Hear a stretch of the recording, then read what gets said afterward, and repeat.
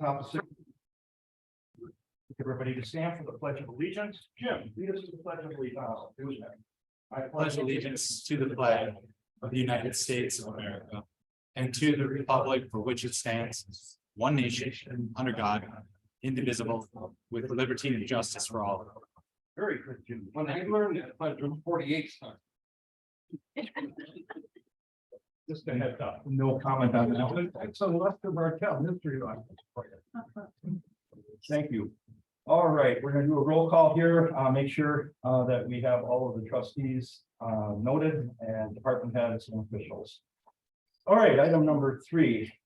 We will look for approval of the June 5th, 2023 Village Board meeting minutes and file the March 1st, 2023 PDA, the 4/25/2023 Planning Commission, the May 8th, 2023 Board of Public Works minutes as presented. I'll get a motion and a second. I move to approve. I'll second. We have a motion and a second. Any discussion on the minutes? All in favor, say aye. Aye. Opposed? That motion carries. All right. Anybody here who would like to be heard on a non-agenda item? Good. All right. The president has no business, but that means some, right? The president has no business that he wishes to present at this time. We'll go to number 6. Jesse, for the resolution, ordinances, and action items. Certainly. Starting off, agenda item 6A, sidewalk easement is being brought before the village board this evening, or pedestrian easement, excuse me.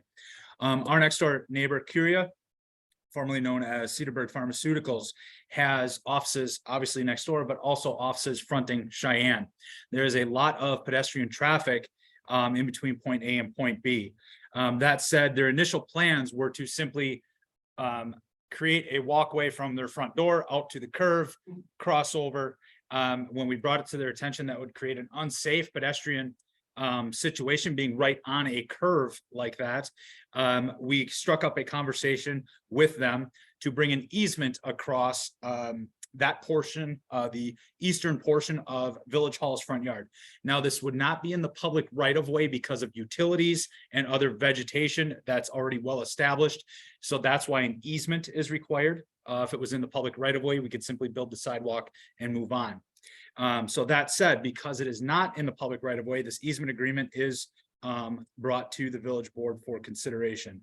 That said, the vast majority of the construction would be covered by Curia, whereas the drafting of the easement document and the construction of the ADA accessibility ramp portion of the walkway would be the village side of it. So that way there's skin in the game by both stakeholders, so to speak.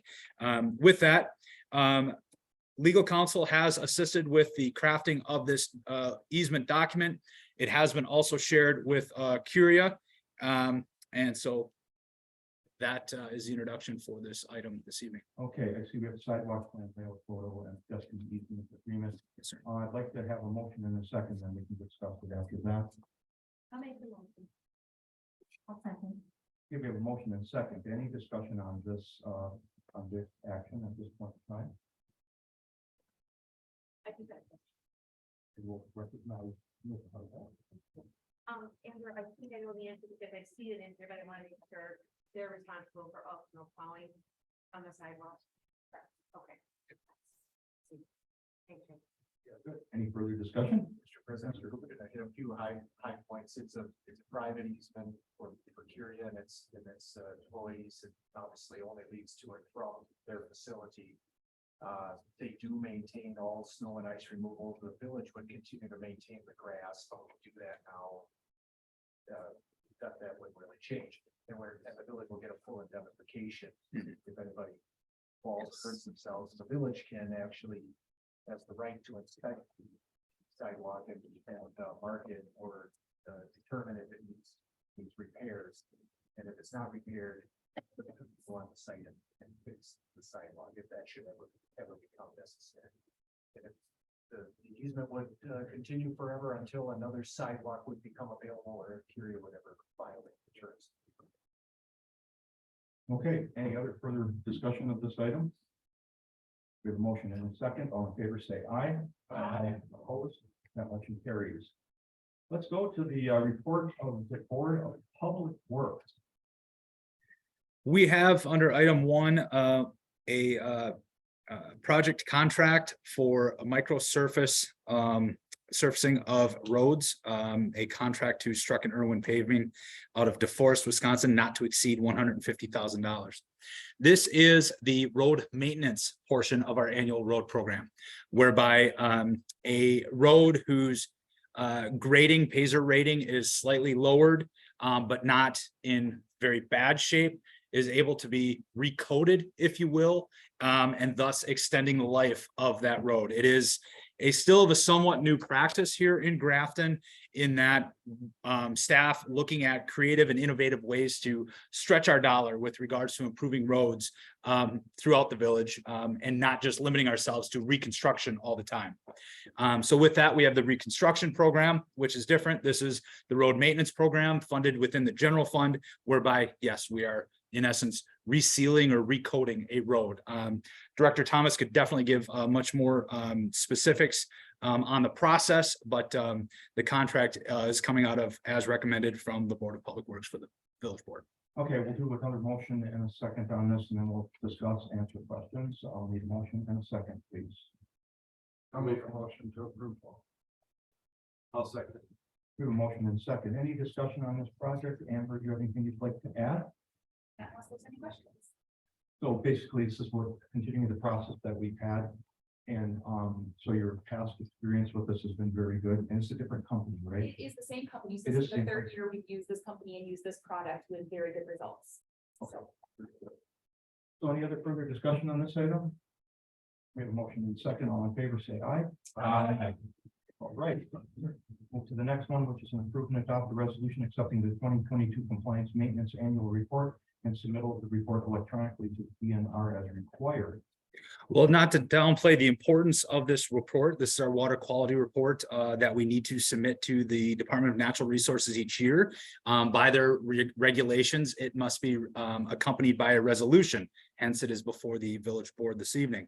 That said, hats off to our utility. Once again, they graded out amazingly well with regards to their operations under the requirements set forth in this CMAR report, would be the acronym, the Compliance Maintenance Annual Report. So with that, it is recommended to the village board for approval, and then thus submittal to the DNR. Very good. So we'll need yes, an offer. That would be good. An offer, a motion and a second, and we can discuss it after that. So I'll entertain an offer. I'll offer. I'll make a motion. I'll second. We have an offer, a motion and a second. Any discussion with us? I saw there was a lot of discussion in Public Works on this one. And I know that Brecken did a great job. All right, no discussion there, so we will look for a vote here. All in favor, say aye. Aye. Very good, that motion carries, and the president does recognize the word offer here on out. All right, let's go to item number C, pre-annexation development agreement relating to public and private improvements at the Seasons at Grafton. This is one of three actions this evening directly pertaining to this particular development. This is a pre-annexation and development agreement, again, relating to the proposed Seasons development that is in the process of obtaining approvals through the village. That said, this agreement sets forth the terms and conditions of once they're annexed and what the expectations are going forward from there. Well, I was a part of the conversations to help craft this document as we worked closely with the developer on the crafting of this document to make sure they were in the know of what was being presented to the village board this evening. I would defer to Director Wolf on any specifics. Go ahead, Joseph, if you have. I'd be happy to answer any questions. The board has, this is our standard development and pre-annexation agreement outlining both what the developer's responsibilities are as far as public and private improvements, and what the village's responsibilities are as far as zoning approvals for the process. It also identifies what fees the development will pay at time of building permit issuance. In consistency with how we've done this before, I'll look for a motion and a second, get this on the table and then we can have discussion. So looking for a motion. I'll move to approve. I'll second. Okay, motion and second. Any questions for Jessica regarding this? Motion and second, but we have discussion there. So Lisa? I have a question. So I know that I read it all, but, it looks like they are responsible for sidewalk, plowing and also street plowing. Yes, so the streets with through development will be entirely private. Okay, I didn't see that specifically, so and I missed it. We, no, I don't think it's actually probably should go with that, development agreement, but it is private. Okay, all right, that's my concern. So DPW doesn't have to take care of that. Correct. Any other questions for Ms. Board? Oh, yes. And I know you know that I voted against this in the past, so. That's fine. Democracy in action. Sounds good. So we have a motion and a second. All in favor, say aye. Aye. Opposed? Yay. Okay, that's 5-2. Do we need a show of hands? Nope, I believe trustee Miller, trustee Hardback voting nay, and the balance of the board voting yay. Okay, so documented. That motion carries. Now we'll be looking at an ordinance recommendation to rezone property at 754 Fort Washington Road from RH 35 rural holding to MF 20 multifamily residential 20 for multifamily development known as Seasons in Grafton. Any discussion there or anything? Very, very straightforward. Two standard steps that properties will go through when annexed into the village and then rezoned to a specific village zoning district.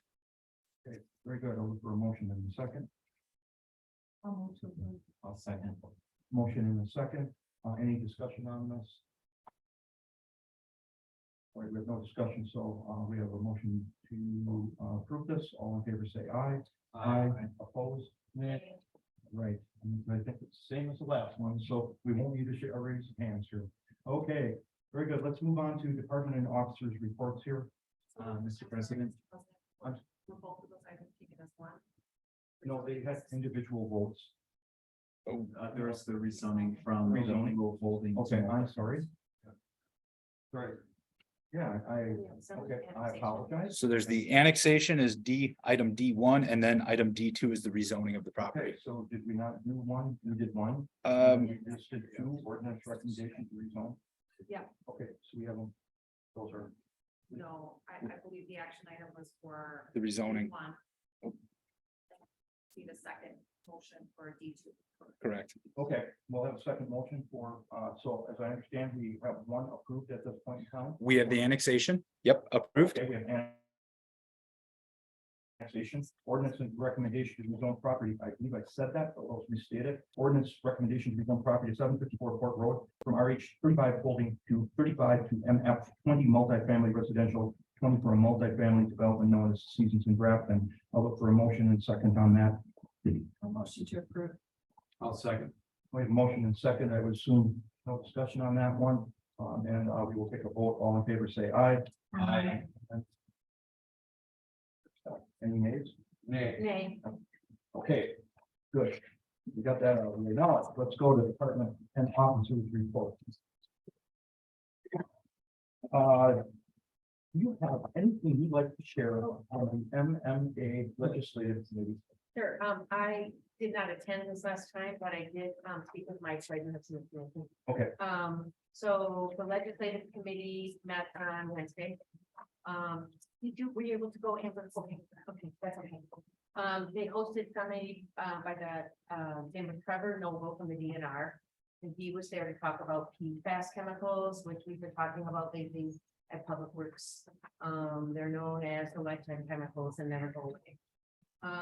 These chemicals are just that, lifetime. They're found in contaminated drinking water, stain resistant carpets, non-stick cookware, firefighting foam, and fast food packaging.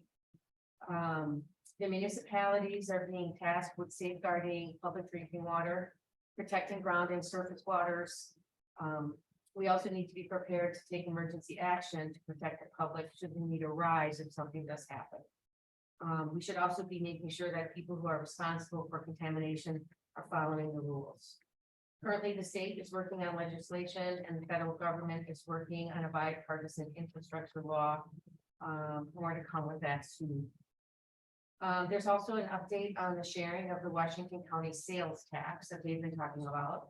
The committee, the legislative committee feels that there's an intentional delay by the Washington County executive to kind of slow down the process of negotiation, hoping to get to the budget period.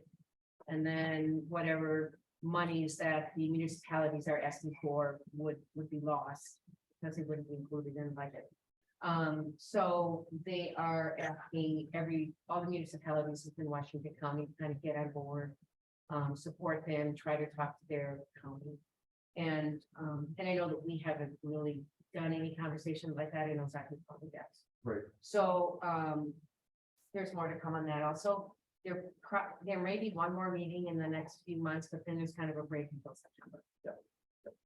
Yeah, I think, and just to add on to what Lisa was saying, I think that in Washington County it's a little bit different in dealing with their county administrator than we are. I think there were Fredonia was interested in driving this in Ozaukee County, but there wasn't a lot of interest. But I think now that Fredonia has the same administrator as the town of Fredonia, they'll probably speak up a little louder. So, certainly like as much revenue as we can get from the county. And Yes. And he came from West Bend, Yeah, exactly. who was aware of all these. Yeah.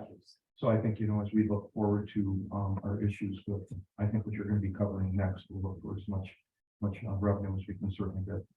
All right, over to Jesse, speak about the village administrator's report. And just a quick dovetail point with regards to the PFAS chemicals. As trustee Harbeck noted, firefighting foam contains PFAS chemicals. The village of Grafton proactively, upon getting this initial notification from the DNR, did transition away from that product. The firefighting foam that our fire department uses does not contain PFAS. However, our waterproof turnout gear, just a standard manufacturing process, does involve PFAS chemicals. So that is something that we are working with suppliers on, but we have no definitive timetable on that. But that said, the fire department has been proactive in addressing that issue that has been brought up, primarily through the changeover in the firefighting foam product that they use, but also just the village staff in general, whether it's redevelopment proposals that come in, environmental monitoring that we need to do, utility testing that we need to do. It is something that is across the board on staff's radar. So we are absolutely watching this very closely, as the rules and regulations aren't set in stone, other than the fact that the federal and the state government levels of government have said it's a bad thing. We don't want it, and we need to do something about it. But no hard and fast rules yet. So it is something that is on our radar as a staff, and we will continue to proactively approach it as responsibly as we can. With that, my report this evening centers around the work being done by the Fire and EMS Services Work Group. So there's a small group. It is whittled down over time. What once began as a joint effort of Mequon, Thiensville, Cedarburg, town of Cedarburg, Grafton, Saukville, and Port Washington has now dwindled down to simply Grafton and Saukville. With that, for a myriad of reasons, which I don't want to sabotage this update here with that side discussion, but that said, wanted to bring forward an update as to where our work group is at. What have we been doing? What is our focus? What are we doing? Where are we going? So that said, we have been meeting regularly, and frankly, it's become a bit easier with the smaller group to hone in on a specific scope and reviewing staffing scenarios, looking to formalize a Grafton-Saukville consolidation of fire and EMS services. Right now, one can say we're functionally consolidated, as Chief Rice provides oversight to our department as well as Saukville's department. Saukville's department also utilizes Assistant Chief Karpinski as their fire inspector. So for a lot of reasons, we are functionally consolidated. However, to actually formalize that, to create opportunities for savings, be it through capital expenditures, through training, what have you, we are looking to what steps we would need to take to formalize that consolidation into a stronger hybrid department that blends additional full-time staff as well as maintaining the paid on call staffing model. And I think that is a very important aspect. The paid on call folks will not go away. We will rely on those individuals and their participation and their loyalty to the fire service and EMS service to make this successful. We need that as part of this model. That said, what are our current efforts and the primary focus of this working group? And again, establishing it's a working group. We have no decision-making capabilities. We have no budgetary committal jurisdiction. We are simply looking to create a model to present to the decision-making bodies, being the village board here in Grafton and in Saukville, for action to move forward and pursue in earnest. With that, we are determining an organizational chart that not only provides the necessary staffing levels to provide the highest level of service, but also one that is financially responsible. Again, the emphasis there is on the highest level of service. We do recognize as a working group, there are dollars and cents involved with this, and we do want to be fiscally prudent. That said, we are not naive to the fact that more people are going to cost money, and that's where we need to explore what the funding model might look like with regards to participation by the town of Saukville and town of Grafton in particular. We are crunching the numbers, so to speak, researching different cost sharing model formulas. Right now, the train of thought is utilizing the North Shore Fire Department's model, which includes calls for service, equalized value, and then I am now blanking on the third aspect of it. Calls for service, equalized value, and population. Thank you. So with that, it helps to even out the contribution by a particular stakeholder based upon very tangible apples to apples criteria. It is unclear whether or not a financing referendum will be needed at this time. Now, is it off the table? No, but we are not ready to say a referendum is absolutely necessary, and that is because based upon earlier conversations, we've got a lot of legislative activity going on in the area of state shared revenue. We also have some legislative rumblings about additional revenue sources or possibly levy cap easing specifically for emergency services, whether it be police, fire, or EMS. So with that, until that really solidifies, there's a lot of moving parts to potential funding options here. So again, referendum, a few months ago in the paper, Cedarburg mentioned they want to pursue a referendum. We are not at that point yet, because again, we believe as a working group that with a combination of efforts and the fact that these funds potentially coming from the state may get us to a point of being able to support it. So not off the table, but not something we're out championing either at this point. As I mentioned, we are watching very closely with the state shared revenue ongoing debate and then the final enactment by the governor. The legislation itself is in a place for the governor to review, but again, until he autographs it, I don't want to speak to any potential final funding sources there. We also continue to work closely, both Saukville and Grafton, with Ozaukee County to ensure compliance with their ARPA funding grant program. It's interesting to note all of the initial submittals of the sustainability plans that are required under the county's funding program were rejected. Mequon's, Cedarburg's, ours, Saukville's, Port Washington's, they were all rejected. That said, our working group invited the county administrator and his finance staff to our next working group meeting to sit down with them and have a conversation. What specifically are they looking for with this sustainability plan? We felt we met the criteria set forth in the agreement. They felt differently. So we're going to look to get that clarified and resubmit and to ensure our compliance with their program and then in turn obtain the funding. As details become clearer with the working group, we will be presenting these findings, as I mentioned previously, to the respective village boards for formalization and action. One of the items we're looking at is a joint resolution of commitment to this process, just to help show the residents in general that we are committed to this process as it takes shape. But also too, education is going to be key with this process as we move forward, and we do fully expect to be scheduling public informational meetings, not only within the villages, but also within the townships as well. And that is my update for this evening. Thank you.